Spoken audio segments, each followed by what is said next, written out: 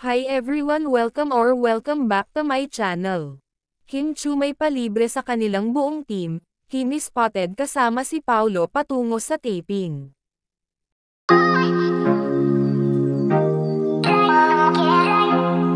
Viral at pinag-uusapan ang kumalat na larawan ni Kim Chu at Paulo Avellino, habang ito ay nagpahinga matapos ang kanilang jogang.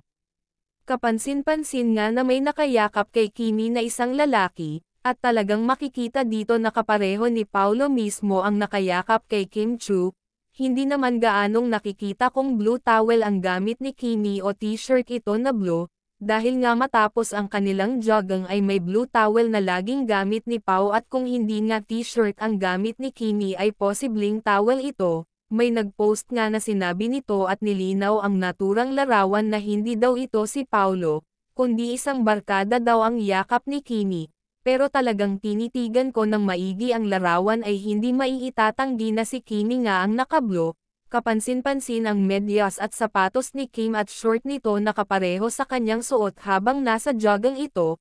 Kapansin-pansin din ang nakayakap sa baywang ni Kimi na makikita din na ito ay si Paulo. Kapareho ang damit at sombrero at syempre pati ang relo nito na gamit din niya sa pag-jogging.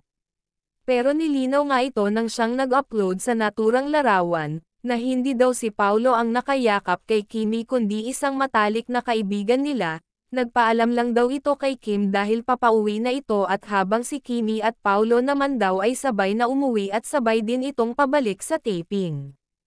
Speaking of taping, spotted naman si Kim Chu at Paulo Avellino sa isang establishment, kung saan ay dala-dala ni boyfriend ang kanilang taping chair ni Kimi at habang si Kimi naman ay dala nito ang kanyang maliit na luggage. Dagdag pa, malapit na daw matapos ang taping nila sa Cebu.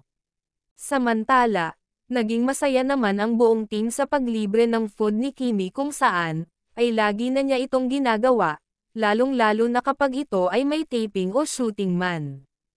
Noong nakaraang shooting nga nila sa kanilang movie ay napag-usapan na din ito ng kanyang mga cast kung saan, ay nag-share lagi daw si Kimi ng food at special daw umano kay Paulo Avellino na si Kimi pa talaga ang nagluto.